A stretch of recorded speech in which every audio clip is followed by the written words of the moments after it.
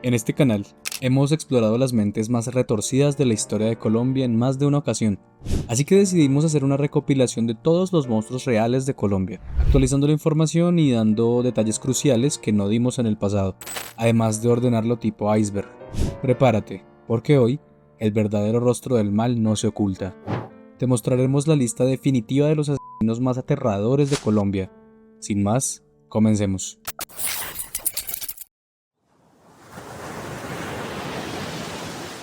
Campo Elías Delgado y la masacre de Poseto. Hay un libro muy famoso en Colombia, el cual cuenta la historia de un hombre que un día se sentó en un restaurante y sin previo aviso masacró a sangre fría a quienes estaban a su alrededor. Su autor, Mario Mendoza, lo conoció en persona y plasmó su locura en la novela Satanás. Claro, nosotros compartimos el trabajo de tesis. Él estaba escribiendo sobre Dr. Jekyll y Mr. Hyde, y él estaba escribiendo sobre la dualidad de conciencia. O sea, lo que pasa el 4 de diciembre del 86 es que Mr. Hyde se toma a alguien en Bogotá. Es decir, un individuo, un estudiante de letras, es invadido por un personaje. Campo Elías Delgado nació en Chinacota, norte de Santander, en 1934. Su vida fue una constante de traumas y fracasos. Tras una infancia complicada y abusiva, se enlistó en el ejército de Estados Unidos, pero regresó a Colombia a finales de los años 70 y se dedicó a dar clases privadas de inglés. Se convirtió en un hombre solitario, incapaz de formar relaciones y lleno de un resentimiento profundo contra el mundo, por el cual culpaba a su madre. Los vecinos han reportado que Campo Elías era violento, agresivo físicamente con su madre, a tal punto que la golpeaba. El 3 de diciembre de 1986, Delgado retiró todos sus ahorros del banco, compró un revólver y una gran cantidad de municiones. Los asesinatos comenzaron en el apartamento de una de sus estudiantes, a quien mató junto a su madre. Acto seguido regresó a su hogar y, tras una discusión, le disparó a su propia madre. Roció su cuerpo con gasolina y le prendió fuego. Con su apartamento en llamas, Delgado salió al pasillo, llamando a los vecinos para que abrieran sus puertas y llamaran a los bomberos, y uno a uno los fue acabando con su revólver. Con un total de 8 personas muertas a su paso, Delgado se dirigió a un lugar emblemático de la avenida 15 y que era recurrente para él, el restaurante Poseto. Eran las 7:15 de la noche cuando Campo Elías entra a su restaurante de comida italiana preferido. Llevaba traje completo, recién peluqueado y un maletín negro. Lo vieron saludar a los meseros que conocía y que le atendían cada domingo, pero este era un jueves diferente. Al terminar su comida, el horror se desató. Se levantó de su mesa y comenzó a quemarropa contra los comensales. Su método era aterrador. Acorralaba a sus víctimas y les daba directamente en la cabeza. Entre gritos y pánico, las personas intentaban esconderse mientras el asesino disparaba sin piedad. Una mujer logró llamar a la policía, que llegó en el momento en que Delgado ya había acabado con 11 personas y dejado a 15 más heridas. Cuando la policía llegó, Delgado seguía disparando. Hay versiones contradictorias sobre su muerte. Algunos aseguran que se suicidó con su propia arma para no ser capturado, mientras que otros testigos afirman que fue abatido por los agentes del orden. Lo cierto es que la pesadilla de Campo Elías Delgado terminó esa noche, en el piso de un restaurante que se convirtió en el escenario de uno de los crímenes más impactantes en la historia de Colombia. El monstruo de Monserrate. Cada año, millones de peregrinos suben a Monserrate en busca de fe, paz y milagros, pero a pocos metros de la cima, entre la maleza y la basura, se escondían horrores inimaginables. Freddy Armando Valencia nació en 1982 en Bogotá. Creció en la localidad de Kennedy, en donde sus padres lo inscribieron en una escuela de artes marciales, ya que desde niño demostraba ser una persona agresiva. Se graduó de bachiller en el Colegio Distrital Rafael Uribe Uribe y posteriormente ingresó a la universidad, cursando 4 semestres de ingeniería industrial. Pero el consumo de drogas impidió que siguiera sus estudios y lo hizo abandonar su hogar, convirtiéndose en un habitante de calle, sentando su cambuche en el sector de Monserrate, en donde daría rienda suelta a su perversa y terrorífica imaginación. Yo veía personas comiendo la basura o durmiendo en el piso y yo les brindaba una ayuda, les brindaba comida, les brindaba ropa, les brindaba cosas de mujer, las que yo llevaba eran mujeres. El modus operandi del monstruo de Monserrate era ofrecer vivienda y comida a mujeres en condición de calle o con adicciones. Luego, con manipulación, engaño y ya en su cambuche, las accedía a para posteriormente asesinarlas mediante asfixia mecánica, hecho que cometió en varias ocasiones. Fue detenido cuando un hombre en compañía de su perro encontró el cadáver de una de sus víctimas. Valencia confesó los asesinatos, indicando que las enterró en las inmediaciones del santuario de Monserrate, en el Cerro de la Paz. El desespero, el susto de lo que fuera a escuchar a los vecinos y todo, yo quería era callarlas. Mi intención en ningún momento fue, ni ha sido, ni nunca va a ser hacerle daño a una mujer. Las autoridades encontraron 8 cuerpos femeninos, envueltos en cobijas y bolsas de basura. Fueron enterrados entre escombros y desechos. Tal era la cantidad de basura y escombros que fue necesario el uso de 3 volquetas llenas para remover toda la superficie y poder continuar la investigación. Él ponía una capa de piedra, ponía el cuerpo en las bolsas en posición fetal, encima la bolsa, las prendas de vestir que se presumía que eran de las prendas de las víctimas, encima ponía otra capa de piedra y así sucesivamente. Lo que nos pone el pelo de punta es una de las confesiones que realizó el monstruo de Monserrate. Yo intentaba cobrarles a personas necesitadas de la calle, mujeres. Quise bañarlas, cambiarlas y que tuvieran más facilidad para conseguir plata. En cierto momento, cuando yo las invitaba a mi casa, a cambio de comida, ropa y lo que les gustara, pedía 5 minutos de placer. Cuando ya estaban bañadas y cambiadas, querían irse y llevarse las cosas de valor que yo tenía sin darme nada a cambio. Y yo les decía, ¿entonces en qué quedamos? Ellas intentaban agredirme y yo lo que hacía era defenderme. Yo siempre las trato como princesas, les doy bazuco, marihuana o trago y a veces más regalos. Pero cuando ellas no quieren estar conmigo me da rabia y las ahorco. A pesar de las aterradoras confesiones, el juez 30 penal del distrito absolvió a Freddy Armando Valencia del cargo de acceso carnal violento. La razón, según el juez, la fiscalía no pudo probar que el hombre accediera sexualmente a sus víctimas. Argumentó que hubo errores en la imputación y que el material probatorio no era suficiente para el peso de ese delito. Sin embargo, el monstruo de Monserrate fue condenado a 36 años y 9 meses de prisión en la cárcel de máxima seguridad de Tramacuba en Valledupar. Rafael Uribe Noguera.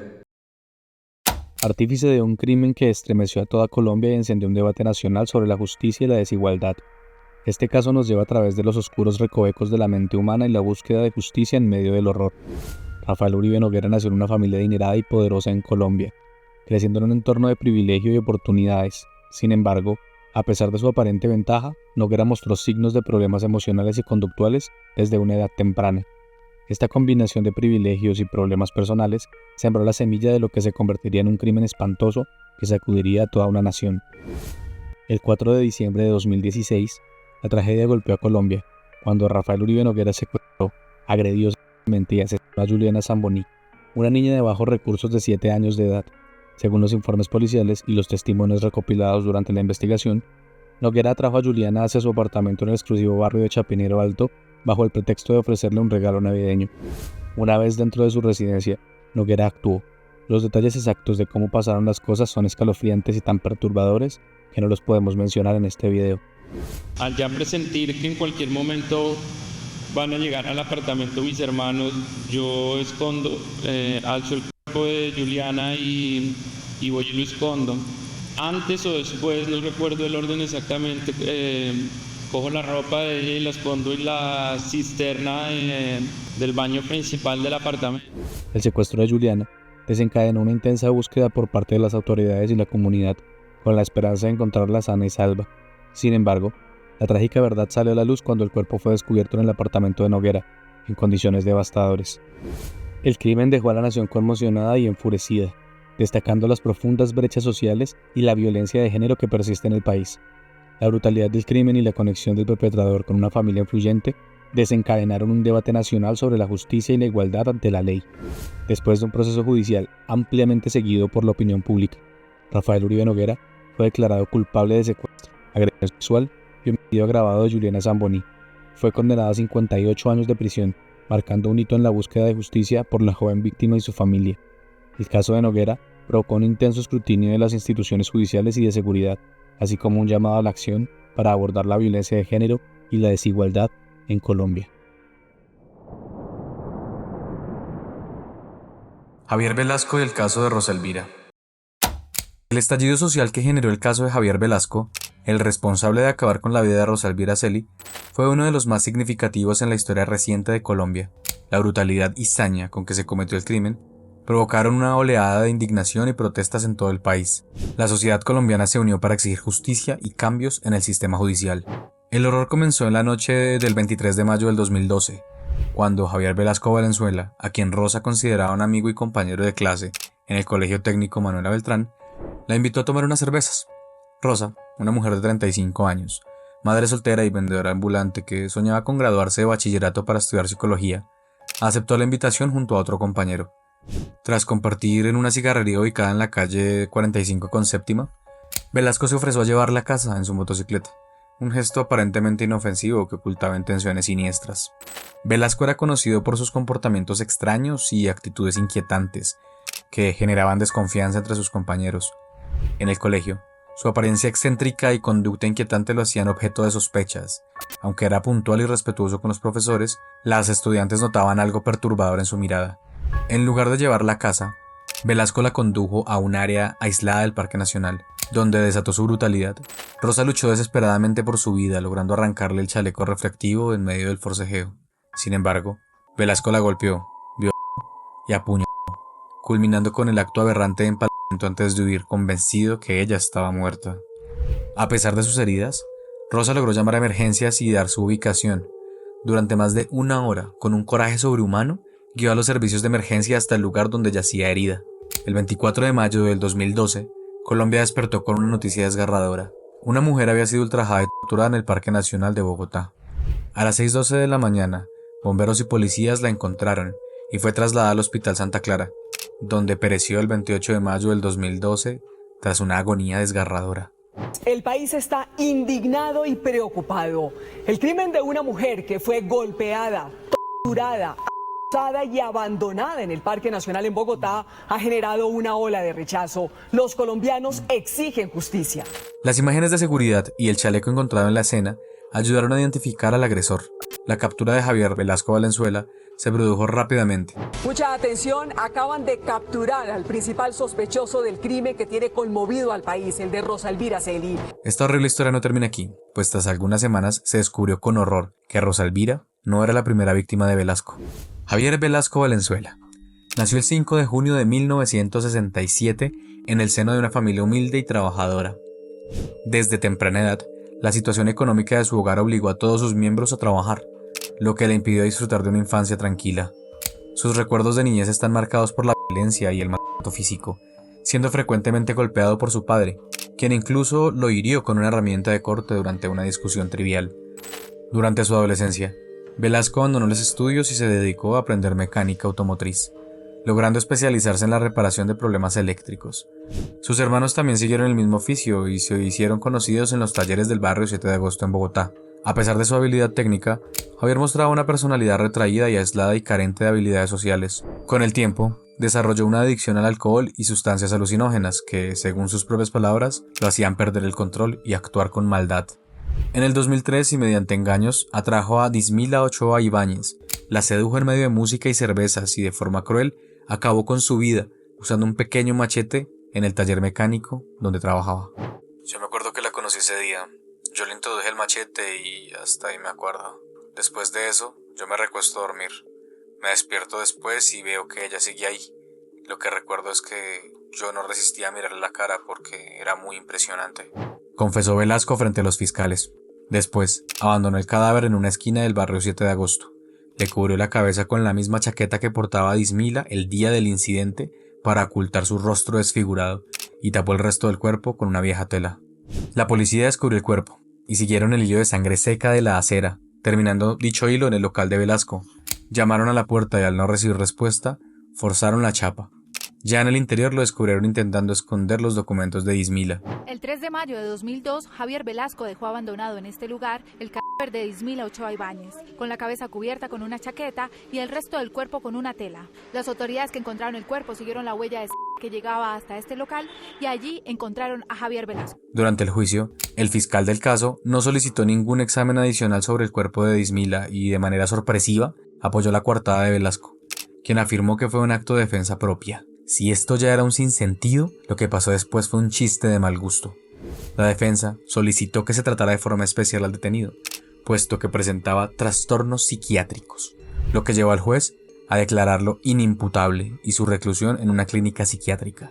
Lo que resulta absurdo, puesto que era obvio que Velasco tenía control de sus actos y sabía lo que estaba haciendo, puesto que fue capturado intentando ocultar evidencia y con declaraciones como: yo traté de limpiar la calle, traté de limpiar con un trapero, luego me puse a limpiar adentro porque había muchas manchas de sangre y me acosté a dormir nuevamente. Ya interno en la clínica, recibió varios permisos para salir de la misma de forma intermitente y los utilizó para violar a sus 2 hijas adoptivas de 3 y 11 años. Esto dicho por su compañera sentimental.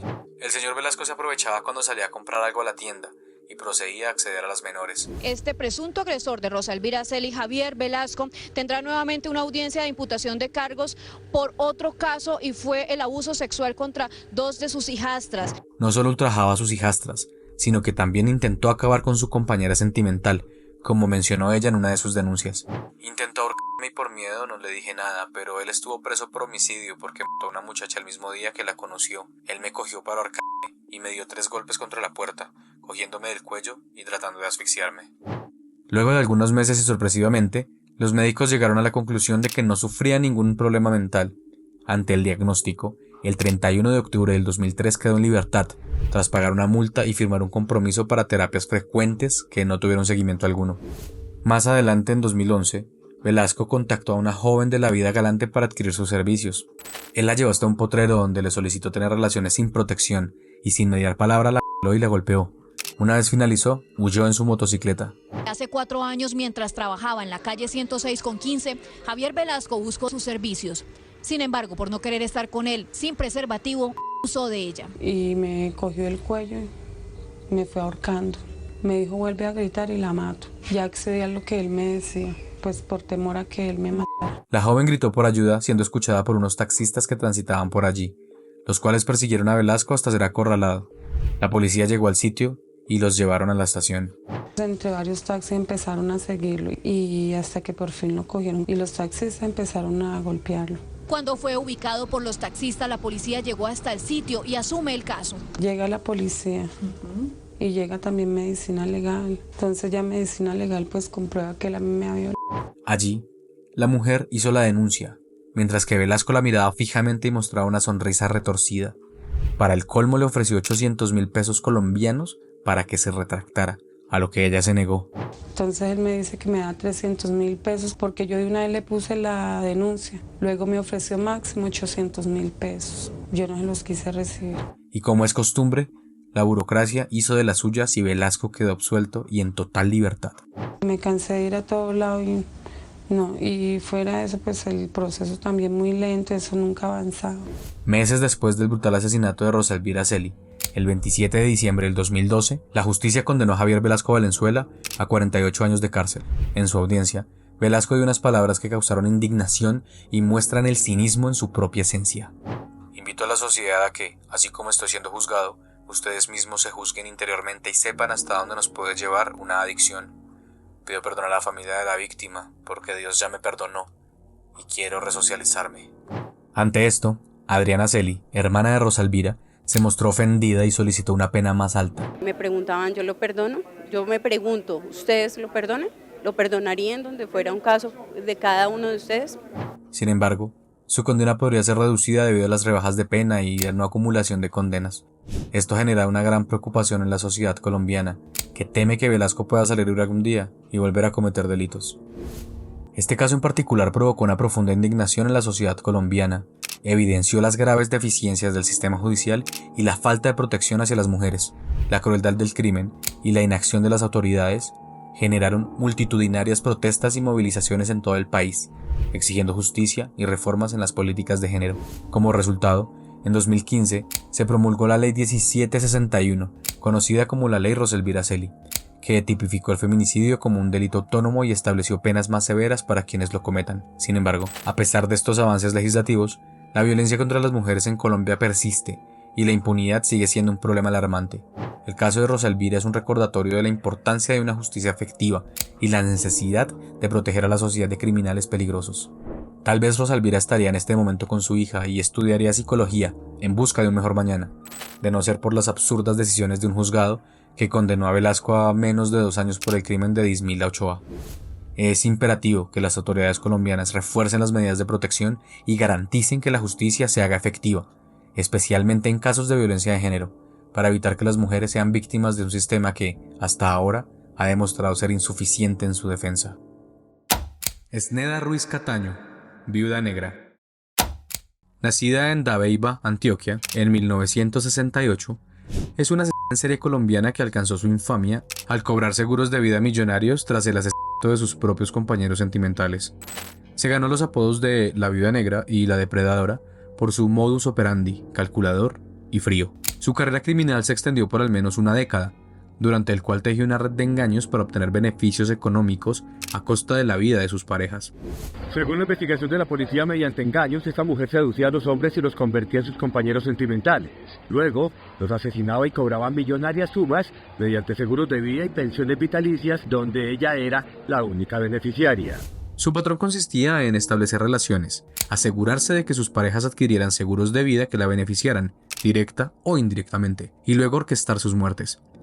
Se estima que, a través de estos crímenes, Cataño pudo haber cobrado alrededor de 150 millones de pesos colombianos en seguros de vida. Inicialmente la señora cobró una pensión vitalicia, obviamente bastante jugosa, y posteriormente cobró un seguro por 50 millones de pesos y estaba tramitando uno por 80. Entre las víctimas confirmadas se encuentran Juan Pablo Aristizábal Gutiérrez, con quien convivió varios meses y fue acuchillado el 6 de junio del 2001 en una vereda llamada El Tablazo, en el municipio de Río Negro, Antioquia, coincidiendo con el Día del Padre. José Giovanni Valencia Guzmán, el 17 de septiembre del 2006 en el barrio Manrique de Medellín. Valencia Guzmán había adquirido un seguro de vida por 50 millones de pesos a favor de Esneda. Miguel Ángel Beleño Mejía, asesinado el 30 de septiembre del 2010 en el barrio Aranjuez de Medellín. Meses antes de su muerte, Beleño Mejía había adquirido un seguro de vida por 80 millones de pesos a favor de un anciano amigo de Esneda. Este beneficiario luego declaró a la fiscalía que había prestado su nombre a petición de Esneda, quien le había prometido 5 millones de pesos. Fueron 2 años de labores de inteligencia. La investigación determinó que ella misma los asesinaba siempre con heridas de arma blanca en el cuello y sin testigos. El caso de Miguel Ángel Beleño Mejía es particularmente relevante porque, además de ser el más reciente en el momento de su captura, las pruebas en su contra fueron contundentes y llevaron a una de sus condenas más significativas. Este caso fue crucial para consolidar las acusaciones de homicidio agravado y su modus operandi como viuda negra. Fue finalmente detenida en el municipio de Béjico, Antioquia, donde residía. Vieron bastante sospechoso que se presentaran 3 homicidios similares y en circunstancias donde la señora pretendía cobrar los seguros, o sea, es bastante sospechoso. Esneda Ruiz Cataño fue condenada a un total de 60 años de prisión por el asesinato de 3 de sus esposos. Es importante destacar que en Colombia existe una pena máxima de 60 años de prisión. Aunque ella fue procesada por varios homicidios, la condena total no puede superar este límite legal. Actualmente se encuentra cumpliendo su condena en la cárcel El Pedregal de Medellín, un centro penitenciario para mujeres. No hay reportes recientes que indiquen cambios en su situación legal o su liberación. Su nombre sigue siendo un referente cuando se habla de crímenes pasionales con fines económicos en Colombia. Doctor Mata. Un hombre cuya vida estuvo marcada por crímenes atroces y una aura de misterio que hasta hoy perdura.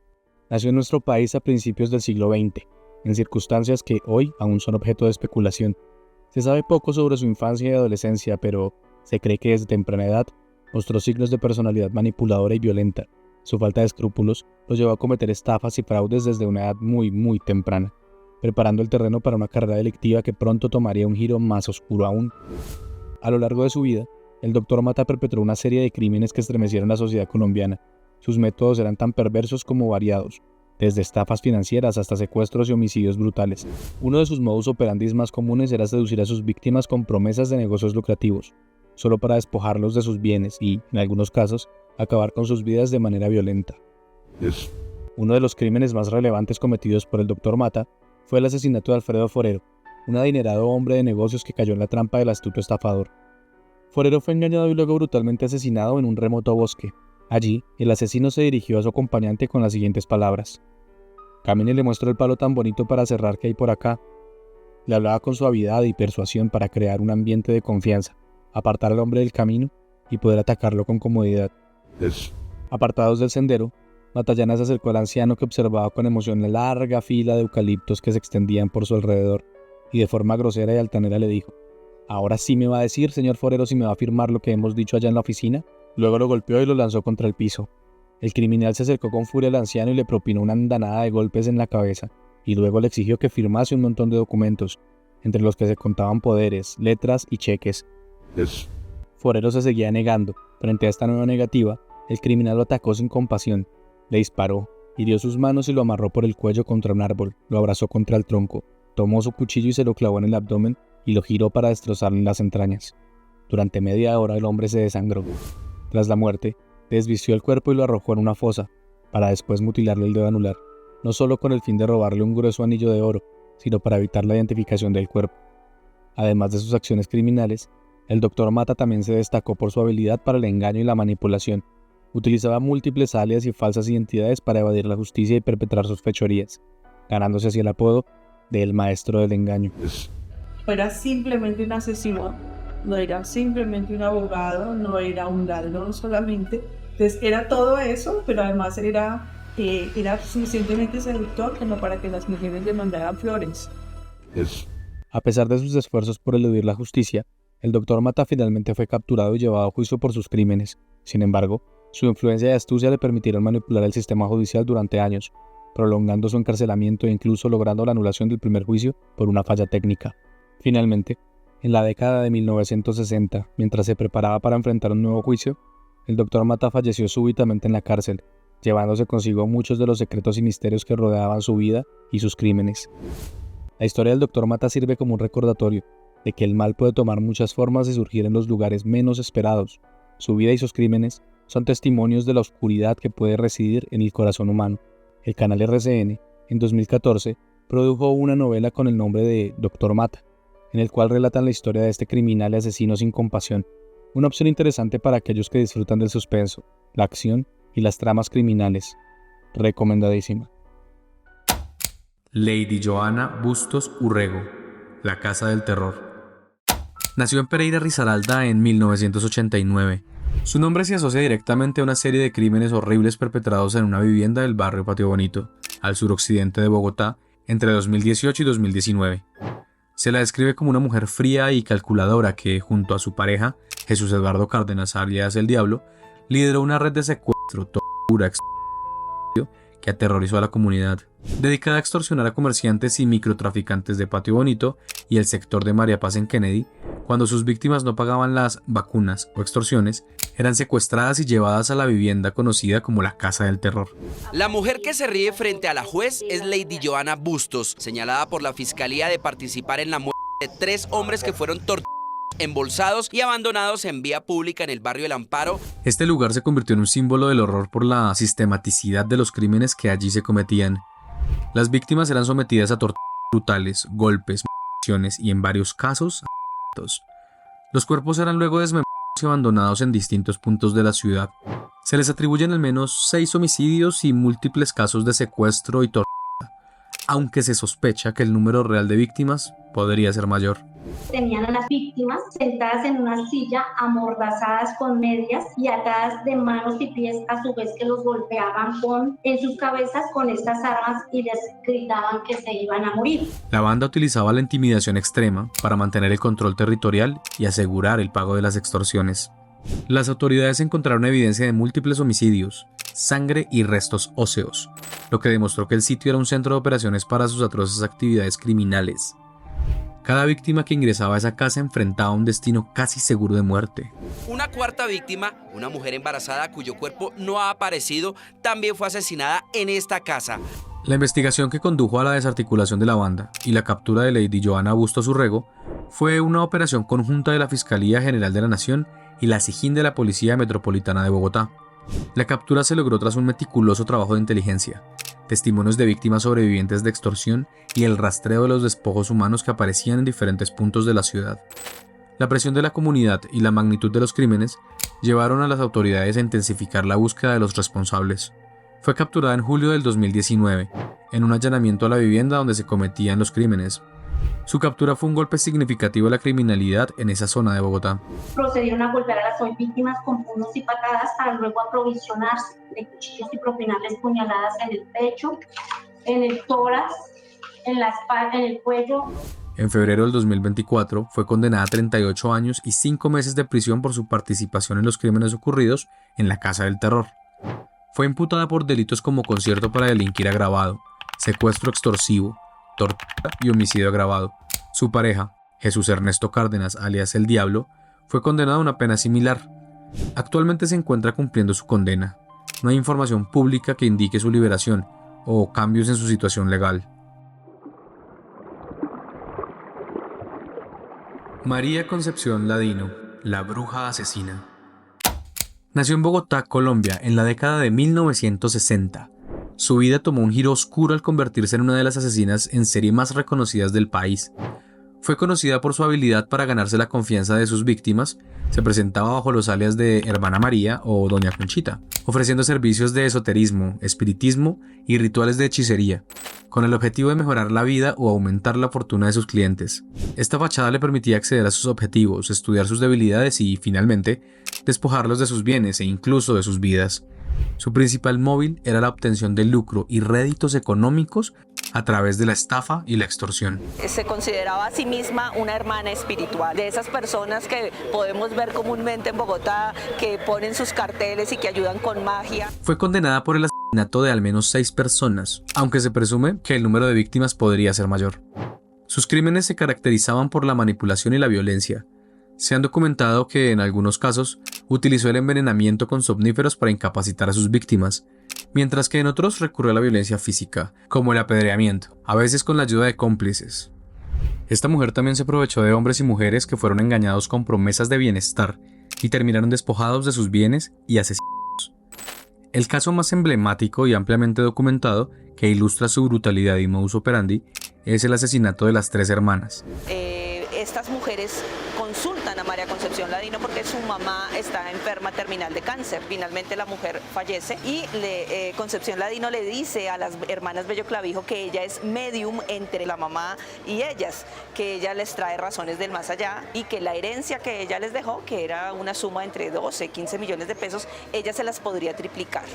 La bruja las citó bajo la falsa promesa de devolverles dinero, un anzuelo para llevarlas a un lugar apartado donde, junto con cómplices, las asesinó brutalmente a pedradas. Ellas van a hacerle el reclamo nuevamente a Concepción Ladino diciéndole que qué pasa, que dónde está el dinero. Y ella les dice que para recuperar ese dinero tienen que hacer un ritual especial en las afueras de Bogotá. Van por la salida a Bogotá, por la 80, encuentran un paraje solitario y ella les hace beber varios químicos relacionados con aquellos que pueden hacer que uno pierda la voluntad y que uno quede dormido. Cuando las hermanas Clavijo caen en ese estado, las asesina a las 3. Este caso particular reveló la frialdad y premeditación de sus crímenes, consolidando su imagen como una depredadora sin escrúpulos. La caída de la bruja asesina se precipitó gracias a la perseverancia de la justicia y, crucialmente, a la valiente colaboración de las hijas de una de las últimas víctimas.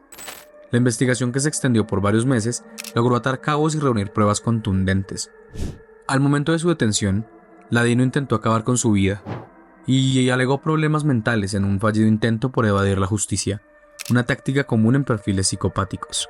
Un juzgado especializado de Bogotá encontró culpable a María Concepción Ladino y fue condenada a 40 años de prisión por el delito de homicidio agravado en concurso homogéneo y sucesivo con estafa. Esta sentencia reflejó la gravedad y la premeditación de sus actos. Actualmente, Ladino cumple su condena en la cárcel y penitenciaría con alta y mediana seguridad para mujeres El Buen Pastor de Bogotá. El loco de la piedra. En medio de la oscuridad de la noche y de la bruma densa de las calles de Medellín, un misterioso y perturbador personaje acechaba a sus víctimas, habitantes de calle. Su nombre se convirtió en un sinónimo de terror y violencia: el loco de la piedra. El loco de la piedra, cuyo verdadero nombre es Giovanni Alexander Acuña, nació el 8 de noviembre de 1997 en Mocoa, Putumayo. Desde su juventud, mostró signos de desequilibrio mental y comportamiento errático. Sin una estructura familiar estable y enfrentando adversidades sociales, Acuña se sumergió en una espiral de violencia y alienación. El loco aterrorizó Medellín con una serie de crímenes brutales y aparentemente aleatorios. Sus ataques eran caracterizados por su violencia extrema y la utilización de bloques de cemento y ladrillos como armas homicidas. El 15 de abril del 2021 se encontró el cuerpo de un hombre que parecía haber sido destrozado por un grupo de perros salvajes. Lucía percudido y sucio, como si estuviera cubierto por una película de aceite que se fusionaba con los coágulos de sangre que emanaban de la parte superior del cuello, en donde había una hilera de huesos astillados y dientes que se amontonaban en donde debería estar la cabeza del hombre. Luego, otro fue hallado con el rostro deformado frente a una panadería, seguido por un indigente. quien fue atacado mientras dormía. Estos crímenes, junto con otros, llevaron a las autoridades a la conclusión de que se enfrentaban a un asesino en serie. La captura del Loco de la Piedra marcó el fin de su reinado de terror, pero también reveló la perturbadora verdad detrás de sus crímenes. En un juicio estremecedor, Acuña confesó sus atrocidades y fue condenado a 36 años de cárcel por homicidio agravado. La transformación de Acuña desde su captura hasta el juicio, donde apareció limpio y sereno, desconcertó a muchos. Sus respuestas despectivas y su aparente falta de conexión con la sociedad subrayaron su profundo desapego y alienación. Tomás Maldonado Cera, el satánico. Los crímenes de Maldonado se remontan al año 2002 y se extendieron hasta el 2018.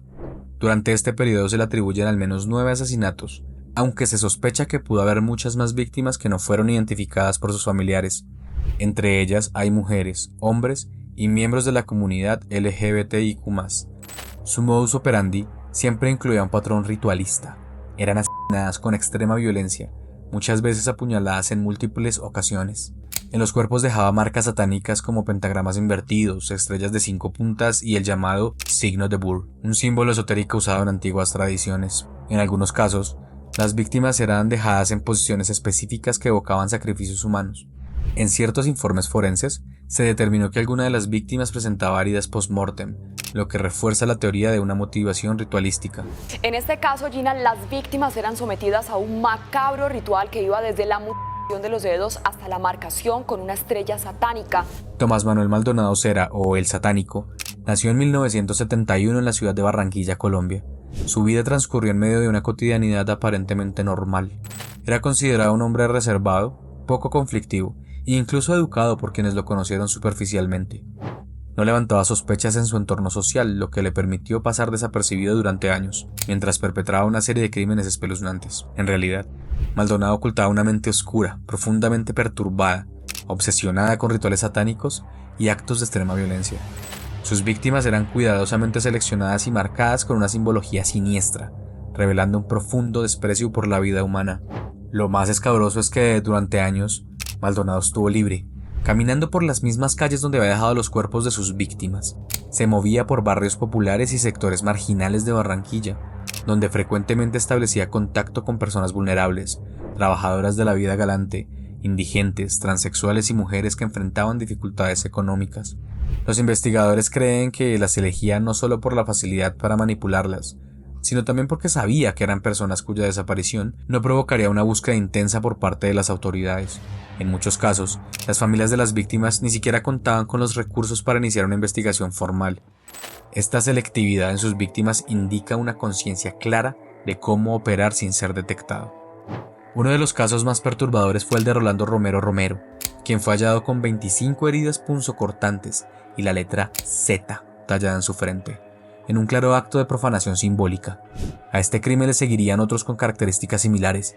Otra víctima, una mujer cuyo nombre no se ha revelado públicamente por respeto a su familia, fue hallada con signos de tortura, las muñecas amarradas y heridas que indicaban que había sido golpeada brutalmente antes de morir. Su cuerpo también presentaba un pentagrama dibujado con un cuchillo sobre su abdomen. Las autoridades encontraron evidencia de que estas marcas eran parte de un patrón repetido, documentado en varios casos. Se le atribuyen al menos 7 asesinatos más, en su mayoría mujeres. Las víctimas fueron violadas y atacadas en la cabeza con golpes y armas cortopunzantes. Muchas presentaban mutilaciones y marcas de símbolos satánicos, como el signo de Bur mencionado anteriormente. Además, se teoriza que Maldonado en 2002 acabó con la vida de Yadira Martínez Gutiérrez, su excompañera sentimental que, aunque su cuerpo no ha sido encontrado, fue acusado de su desaparición forzada. Tuvieron una relación sentimental hasta el 12 de octubre del 2001 que salió con él, y él es la única persona, la última persona que sabe dónde la dejó. En julio del 2018 Maldonado cometió el crimen que lo llevaría finalmente a la justicia, el de Brenda Pájaro Bruno, una mujer que desapareció el 25 de ese mes. Brenda era madre de 2 hijos y trabajaba como comerciante informal. Su desaparición generó una gran conmoción en Barranquilla. Su cuerpo fue encontrado semanas después en una zona boscosa del barrio Miramar. Presentaba signos evidentes de violencia física y sexual, y nuevamente simbología ritual. La autopsia reveló que había sido asfixiada mecánicamente y tenía inscripciones ilegibles en la piel.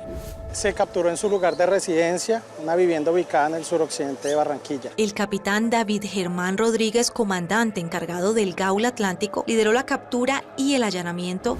Maldonado fue detenido tras una exhaustiva investigación que incluyó análisis de ADN, entrevistas a testigos y revisión de cámaras de seguridad. El trabajo de la Fiscalía General de la Nación fue crucial para unir los hilos de una serie de crímenes que, por años, parecieron casos aislados. La evidencia genética lo vincula de forma directa con el crimen de Brenda Pájaro y con otros asesinatos ocurridos en los mismos sectores. Adicionalmente, se encontraron objetos personales de otras víctimas en el lugar de su residencia, incluyendo fotografías, prendas de vestir y dibujos de simbología demoníaca. En 2023, fue condenado a 46 años de prisión por el asesinato de Brenda Pájaro Bruno. También se le impuso una pena de 31 años por la desaparición forzada de Yadira Martínez Gutiérrez.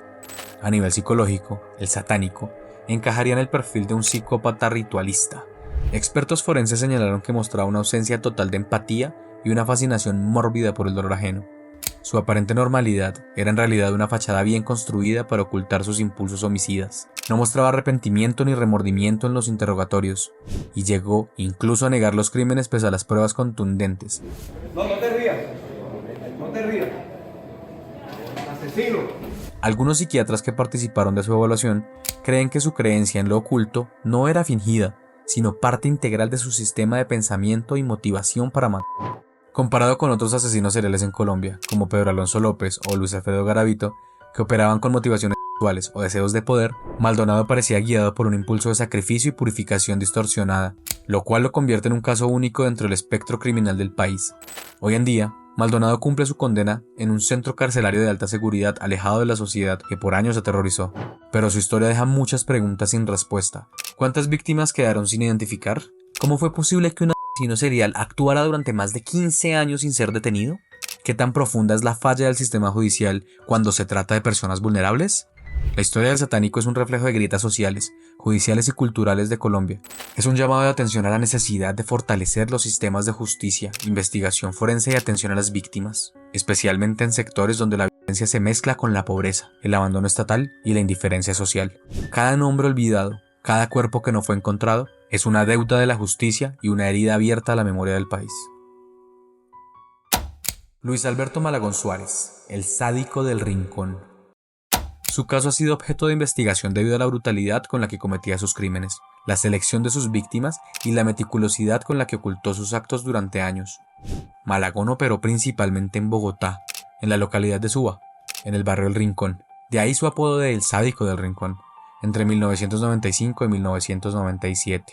Se le responsabiliza por la desaparición y asesinato de Yuli Yesenia Chacón, Andrea García López, Nini Joana Moncada, Yolanda Perdomo y Lid Consuelo Pineda, todas entre los 11 y 17 años de edad. Por estos hechos el antiguo DAS lo había detenido en el 98, pero fue dejado en libertad por falta de pruebas. Sus víctimas compartían rasgos físicos similares, lo que sugiere una selección premeditada basada en preferencias personales. Se determinó que Malagón abordaba a sus víctimas con estrategias engañosas, ganándose su confianza. Luego, las llevaba a su hogar donde las ataba de pies y manos para luego abusar de ellas, seguido de acabar con sus vidas. Después de perpetrar los crímenes, se deshacía de los cuerpos de una manera inhumana, los descuartizaba y los colocaba cuidadosamente en bolsas de basura. Testigos del caso aseguran que, en la casa de Malagón, se presentaban varios eventos extraños y que en muchas oportunidades salía a altas horas de la noche con bolsas de basura y sin rumbo específico. Un trabajador del DAS confirmó que fueron necesarios al menos 4 años de investigación y seguimientos para dar con la captura de Malagón. Esto debido al mal manejo de los funcionarios de medicina legal. Sin embargo, un testigo clave fue la propia hija de Malagón, quien aseguró que en repetidas ocasiones escuchó ruidos extraños en su casa, como de niñas llorando y pidiendo auxilio. Sin embargo, su padre le aseguraba que eran gatos en el tejado y le subía el volumen al televisor o a la radio. Lo que resulta impactante es que la mujer del Sádico del Rincón en ocasiones lo ayudaba en sus búsquedas de víctimas, pero como un giro cruel del destino, ella también fue su víctima y en ocasiones era amordazada en su propia casa. El 19 de febrero del 2001, Malagón la asesinó de varias puñaladas delante de sus hijas. Finalmente, en una requisa de su vivienda, encontraron objetos y pertenencias de sus víctimas, entre ellas ropa, joyas y otros elementos, además de líquido seminal, cabello y saliva. También encontraron un objeto cortopunzante, el que posiblemente usaba con ellas. Malagón fue arrestado en 2012. Su juicio atrajo una gran atención mediática, sin embargo, fue condenado solamente por el asesinato de su esposa, a pesar de las evidencias que lo relacionaban con la desaparición de las demás víctimas. Esta situación generó indignación en la opinión pública y entre los familiares de las víctimas. Daniel Camargo Barbosa. A Camargo lo conocieron como el monstruo de los manglares, por el rastro de muerte que dejó y por el lugar donde se escondía. Con una densa vegetación y laberintos de raíces, le ofrecían el entorno ideal para sus propósitos macabros. Daniel Camargo nació en Anolaima, Cundinamarca, en 1930. Su infancia fue una pesadilla que marcó el resto de su vida. Tras la muerte de su madre, su padre se volvió a casar con una mujer que, en medio de su locura e infertilidad, lo obligó a vivir vestido como una niña. A pesar de esta humillación, Daniel fue un estudiante brillante, pero sus sueños se desvanecieron cuando tuvo que abandonar el colegio para ayudar a su familia. Sus acercamientos con el amor, con la sexualidad, es trastornado, es una cosa realmente extraña. Él intenta y manosea a sus hermanas, el papá lo saca del pueblo, lo manda a vivir a Bogotá y aquí estudia en un colegio que se llama León 13. En 1967, el motor de su maldad se encendió cuando encontró a su esposa con otro hombre. A partir de ese momento, desarrolló un odio patológico hacia las mujeres, a quienes culpaban de todas sus desgracias. Su odio lo llevó a cometer sus primeros crímenes, por los que fue encarcelado en 2 ocasiones. Su destino final fue la infame Isla Gorgona, una prisión de máxima seguridad en la que era casi imposible escapar, pues estaba rodeada de selva impenetrable y manglares infestados de cocodrilos. En 1984, de manera increíble, Daniel Camargo se convirtió en uno de los pocos prisioneros en lograr la hazaña. A pesar de pasar 3 días a la deriva, sin comida ni agua, logró llegar a las costas de Ecuador, un país en el que nadie lo conocía ni tenía antecedentes penales. Se escapó de la isla Gorgona en un barco, duró 8 días, llegó a Ecuador y siguió matando. En el país vecino, Camargo se convirtió en un fantasma. Durante 15 meses, una ola de terror se apoderó del país. Sus víctimas eran principalmente niñas y jóvenes vírgenes, a quienes atacaba en las playas y los manglares de la costa. Las autoridades no encontraban pistas. El asesino era metódico y extremadamente cuidadoso. Se cree que mató a más de 150 mujeres, aunque solo fue condenado por 72 de estos asesinatos. Finalmente, su reinado de terror terminó con una detención rutinaria. La policía lo encontró con una maleta llena de ropa ensangrentada. En el interrogatorio, confesó todos sus crímenes, con una fría indiferencia que conmocionó al país. Yo estaría dispuesto a hacerles un relato pormenorizado, no solamente acerca de lo que las señoritas han declarado, entre otras cosas han dicho la verdad. Después de un juicio, Camargo fue condenado a 16 años de cárcel, la pena máxima de Ecuador en ese momento. En prisión, compartió patio con otro personaje infame de esta serie de videos, Pedro Alonso López, el monstruo de los Andes.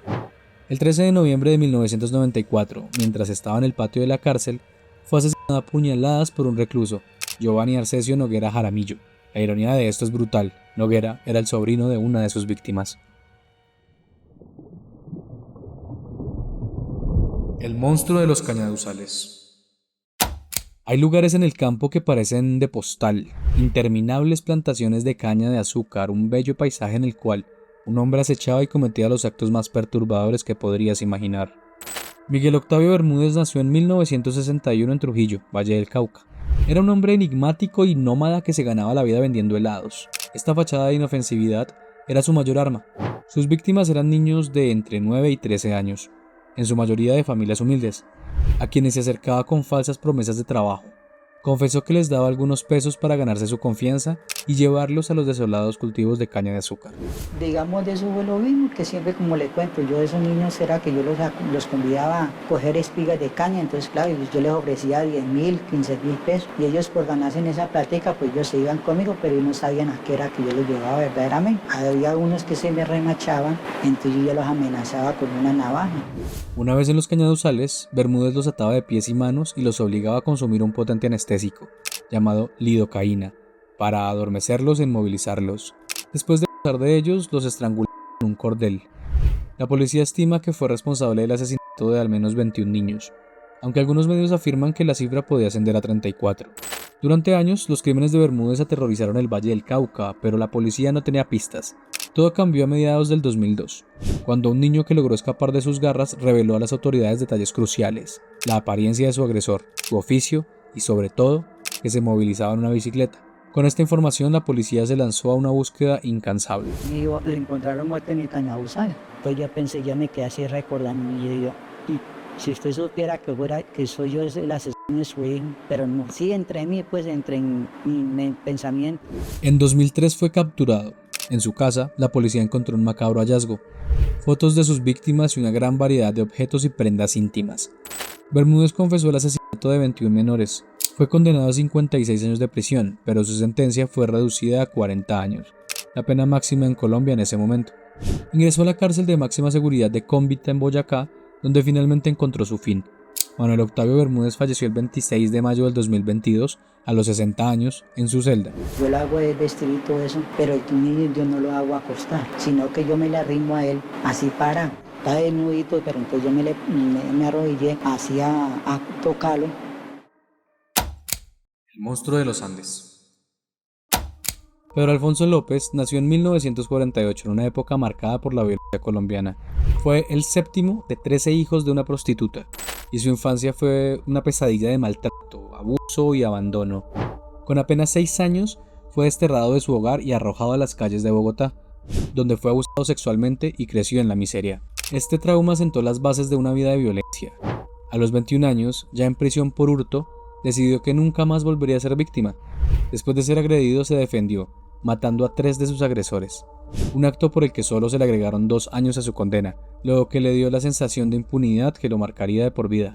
Tengo remordimiento, arrepentimiento y conciencia. Lo que hice, pero no solo. Me enseñaron.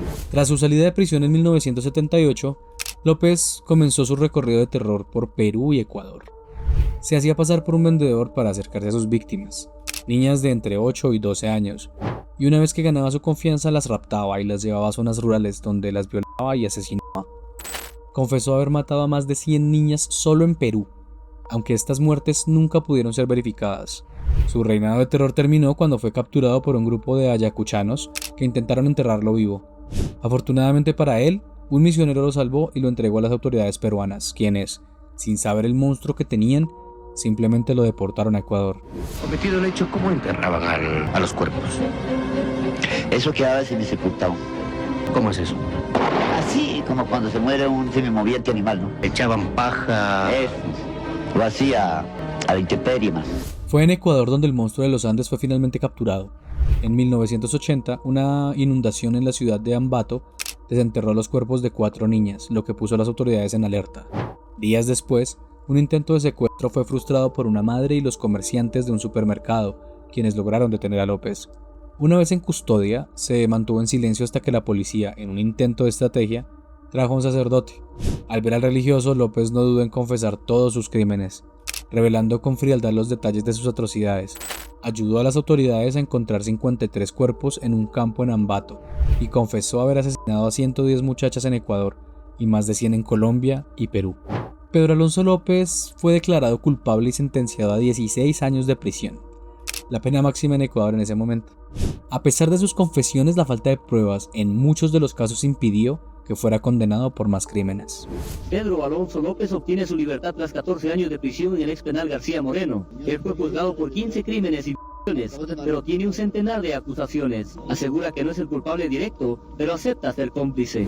Increíblemente, en 1994 fue entregado a Colombia por pedido de extradición, donde, después de ser recluido en un hospital psiquiátrico, fue declarado totalmente cuerdo y liberado en 1998. Su liberación causó una ola de pánico nacional, especialmente entre los padres de sus víctimas, quienes juraron hacer justicia por su propia mano. Desde su liberación nadie sabe con certeza qué fue de él. La Interpol lo busca desde el año 2002, pero se presume que fue asesinado por sus propios captores o por los familiares de sus víctimas. Sin embargo, el rastro de El monstruo de los Andes se perdió para siempre. Luis Alfredo Garavito. De este hombre se han hecho infinidad de videos, documentales y reportajes. Sin embargo, por más mediático que sea, es un lunar oscuro que Colombia no podrá ocultar. Así que debe ser mencionado en este video sobre monstruos reales que no son sacados de la ficción. Luis Alfredo Garavito nació en Génova, Quindío, el 25 de enero de 1957. El mundo lo conocería por muchos nombres: la bestia, el monje o el monstruo de Génova. Pero su verdadero legado es el de ser, probablemente, el mayor asesino en serie de niños en la historia de la humanidad, Por años, este hombre recorrió Colombia, Ecuador y Venezuela, dejando a su paso un rastro de terror y cientos de víctimas. Yo cometí una serie de conductas que infringen las normas penales y las morales. Soy un ser humano, igual a cualquier otro, con unas fallas. Según la Fiscalía General de la Nación, Garavito acabó con 172 menores de edad, de los cuales 138 tienen fallo condenatorio. Él mismo confesó haber asesinado a 200 personas, incluyendo a 23 niños y 5 adultos. Sin embargo, las autoridades y expertos creen que la cifra real podría ser más de 300 víctimas.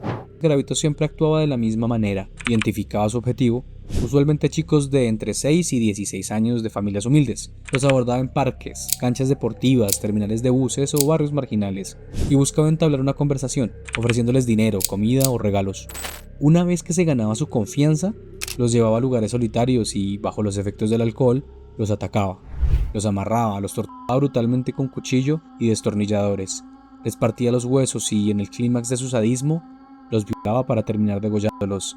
Los cuerpos eran abandonados en montes, trochas y en fosas comunes. Él accedió 3 veces y él me hizo de todo, de todo. Él me mordió, él me chupó, él me golpeó, él hacía de todo muy en silencio. Eso fue lo más perturbador. Él me tiró mi pantaloncito y me dijo, salga adelante. Yo llegué hasta el portillito, era una lomita, fui dando unos pasos hacia atrás y él alzó la mano y me hizo así. Garavito fue capturado el 22 de abril de 1999, después de que su último intento de secuestro fuera frustrado. Con su detención, el país comenzó a descubrir la magnitud de su maldad. Él confesó gran parte de sus crímenes, un acto que le valió una condena monumental. En 2001 fue sentenciado a más de 1.800 años de cárcel, pero la ley colombiana de la época establecía una pena máxima de 40 años, que fue la que finalmente le fue impuesta.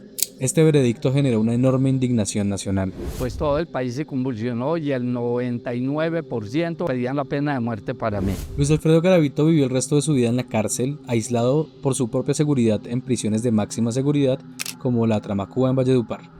Se dice que dedicaba su tiempo a tejer y que prefería el aislamiento, sabiendo que si salía, su vida no duraría mucho tiempo.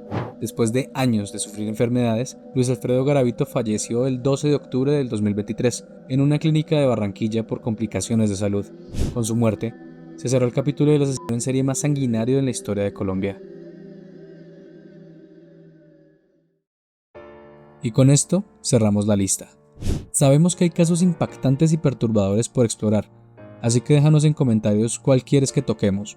Tu opinión es muy importante para nosotros y ya que estás ahí, dale like y suscríbete. Feliz noche.